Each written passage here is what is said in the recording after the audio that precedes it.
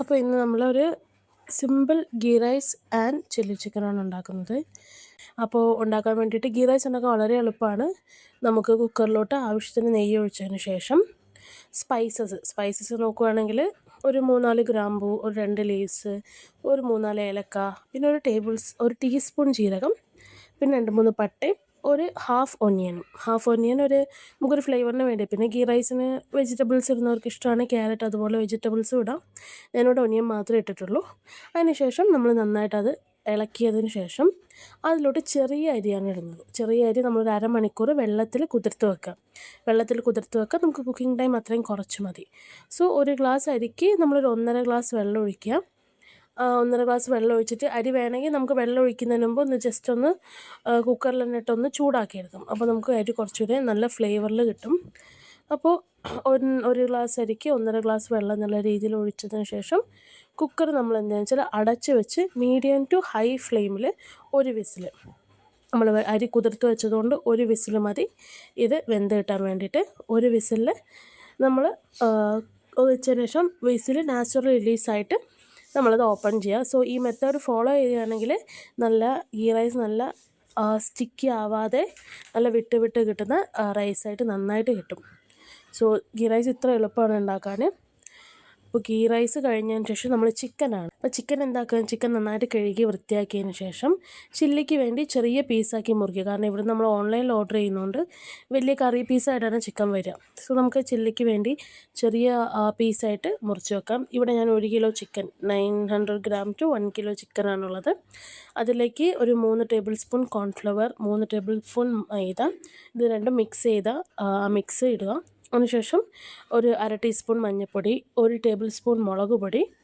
അതിനുശേഷം നമ്മൾ എന്ത് ചെയ്യുകയെന്ന് വെച്ചാൽ ജിഞ്ചർ ഗാർലിക് പേസ്റ്റാണ് ഇടുന്നത്. ഒരു 1.5 tablespoon ginger garlic paste, പിന്നെ soya sauce, tomato sauce, 1 tablespoon soya സോസും 1.5 ടേബിൾ സ്പൂൺ ടൊമാറ്റോ സോസും കൂടെ മിക്സ് ചെയ്തിട്ട് ആ മിക്സ് നമുക്ക് ചേർത്ത് കൊടുക്കാം. അതിനുശേഷം ആവശ്യത്തിന് ഉപ്പും ഒരു മുട്ടയും. അപ്പോൾ മുട്ട ഇട്ടിട്ട് നമ്മൾ നന്നായിട്ട് മിക്സ് ചെയ്ത് ഒരു അരമണിക്കൂർ മാറ്റി വെക്കാം. ഒരു അരമണിക്കൂർ മാറ്റി വെക്കുമ്പോൾ ചിക്കനിലോട്ട് ഫ്ലേവറൊക്കെ നന്നായിട്ട് ഇറങ്ങും. എന്നിട്ട് മാറ്റി വെച്ചതിന് ശേഷമാണ് നമ്മൾ ബാക്കി കാര്യങ്ങളൊക്കെ ചെയ്യുന്നത്. അപ്പോൾ ചിക്കൻ അരമണിക്കൂർ മാറ്റി ഒരു പാനിൽ എണ്ണ ചൂടാക്കി ഒരു മീഡിയം ഫ്ലെയിമിൽ ചിക്കൻ ഒരു ഗോൾഡൻ ബ്രൗൺ നിറമാകുന്നവരെ ഫ്രൈ ചെയ്ത് മാറ്റി വെക്കുക. ചൂടാക്കിയ എണ്ണയിലോട്ട് നമ്മൾ ചിക്കൻ ഓരോന്നായിട്ട് ഇട്ട് കൊടുത്തതിന് ശേഷം അത് അവിടെ നിന്ന് നമുക്ക് ഫ്രൈ ആവട്ടെ. ഒരു ഗോൾഡൻ ബ്രൗൺ കളറിൽ മതി നമ്മൾ ഫ്രൈ ആകുന്നത്. ഇപ്പോൾ ഇത്രയും ഇപ്പോൾ നമ്മൾ ഈ ചിക്കൻ 1 കിലോ ചിക്കൻ ഞാൻ 2 സെറ്റാക്കിയിട്ടാണ് ഇട്ടത്. അങ്ങനെ നല്ല പതുക്കെ നമ്മൾ അത് ഫ്രൈ ചെയ്ത് മാറ്റുകയാണ് ചെയ്തത്. അതിനുശേഷം നമ്മളൊരു ഉള്ളി എടുത്തിട്ടുണ്ട്. ഉള്ളി, അതുപോലെ തന്നെ ക്യാപ്സിക്കം, പച്ചമുളക്, ഒരു ചെറിയ കഷ്ണം ഇഞ്ചി, ഒരു 10 അല്ലി വെളുത്തുള്ളി, ഒരു 2 ഉള്ളിയാണ് നമ്മൾ എടുക്കുന്നത്, ഒരു ക്യാപ്സിക്കം. അപ്പോൾ നല്ല ക്യൂബ്സായിട്ട് ഉള്ളിയും ക്യാപ്സിക്കവും അരിയുക. അതിനുശേഷം വെളുത്തുള്ളി, ഇഞ്ചി, പച്ചമുളക് ചെറുതായിട്ട് അരിഞ്ഞ് നമുക്ക് വെക്കണം. ഇത്രയും കാര്യങ്ങളാണ് നമുക്ക് വെജിറ്റബിൾസ് ആയിട്ട് വേണ്ടത്.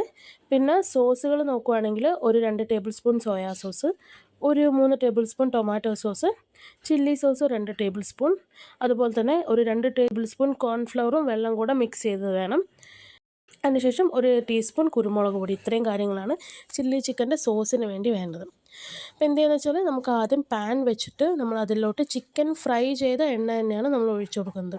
ചിക്കൻ ഫ്രൈ ചെയ്ത എണ്ണ ഒഴിച്ചതിന് ശേഷം അതിലോട്ട് നമ്മൾ എന്ത് ചെയ്യുകയെന്ന് വെച്ചാൽ ഗാർലിക് ഇട്ട് കൊടുക്കുക.